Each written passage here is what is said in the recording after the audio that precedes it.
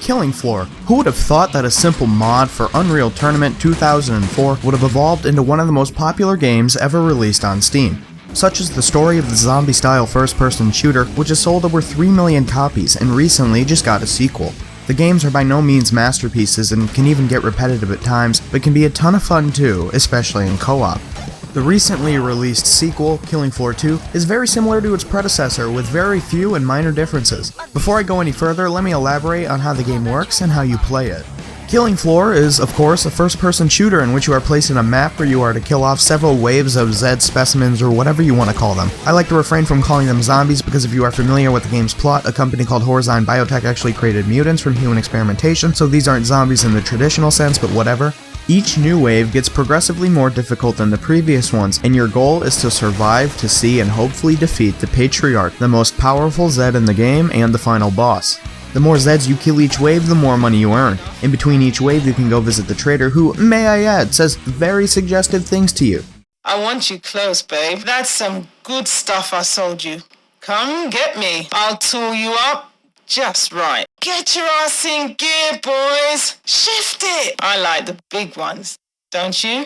Anyhow, from the trader you can buy things like weapons and armor to help you survive the next onslaught.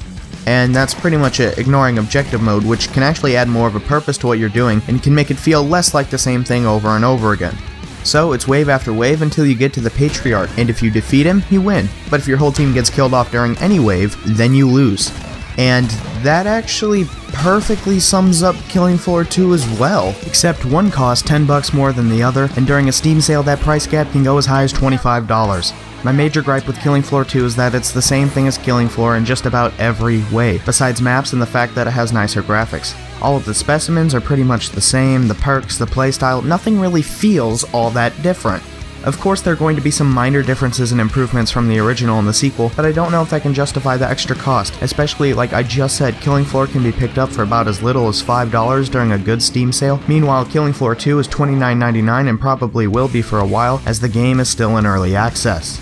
I mean, I still want KF2 to be similar to Killing Floor, I just don't want it to be the same exact thing. But by no means am I suggesting KF2 get some sort of major overhaul to make it totally different, but at this point in the game's development, it's a Killing Floor clone with better graphics. Something should be added that makes it stand out, that can make somebody justify the extra cash they have to fork over just for the better graphics their PCs probably can't handle anyway. Speaking of which, I did benchmarks on both of the games to see how my PC would handle both Killing Floor 1 and 2, and the results are not surprising of course. Playing the first Killing Floor with all of the graphics settings maxed out at 1680 by 1050 resolution yielded an average frame rate of 95 FPS. My maximum frame rate was 226 FPS, and my lowest frame rate was 55 FPS. My graphics card topped out at 66% utilization, my highest GPU temp was only 60 degrees Celsius, and the most VRAM or graphics card memory the game used was only 525 megabytes. Compare that to Killing Floor 2, where the average frame rate was just shy of 60 FPS, and the max was 72 frames per second.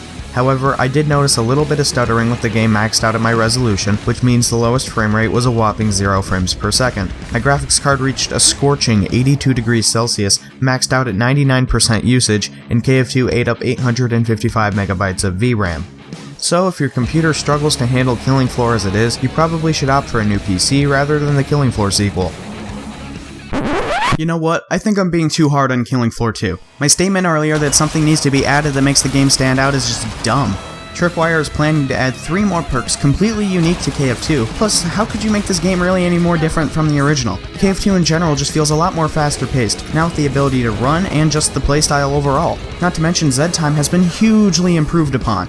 In the original Killing Floor, Z time slows down the game for a dramatic effect, and as a bonus can allow you to see what you're doing more clearly and get more of them headshots. However, there was a gigantic annoyance about Z time in the original Killing Floor, and that is that your mouse would become way less sensitive, making maneuvering a nightmare. Now, in KF2, when you enter Z time, you can move your mouse around as if you weren't in slow motion at all, and that just adds even more to the faster paced vibe of the game. The gunplay in Killing Floor 2 is just plain fantastic. The recoil, the animations, even that nice little sound you hear when you know you've hit an enemy. Also, the gore is just great. I love playing the outpost map after killing off a wave of Zeds and just looking at the white snow covered in blood. It just makes it feel a lot more realistic.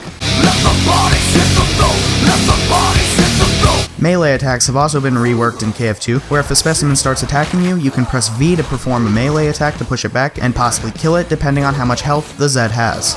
And while most of the Zeds may be pretty much clones of their counterparts from the original, Killing Floor 2 is kind of expanded on Zed types, adding the Slasher and the Cyst. I didn't even really notice that they were new enemy types because they all kind of look like clots, but they're apparently different, so that's something. Plus, the Patriarch has been redesigned and given a backstory. The new final boss is Dr. Hans Voltaire, an old scientist at Porzyne Biotech who kind of went crazy and augmented his whole body to make him a death machine. It's nice to see more character development and a backstory divulged. Maybe lore and plot can be expanded in the future. And I'm sure we'll see a lot more in the future with Killing Floor 2. The game is still in early access and I expect to see some new perks and maps added, with maybe a few tweaks to the overall gameplay. Generally speaking, it's a ton of fun for $30, and I definitely think it's a good buy, as it's really all I've been playing for the last 2 weeks of my life. Do you agree with my stance on Killing Floor 2? Sound off in the comments below. Also, don't forget to subscribe so you know when we post. Thanks for watching.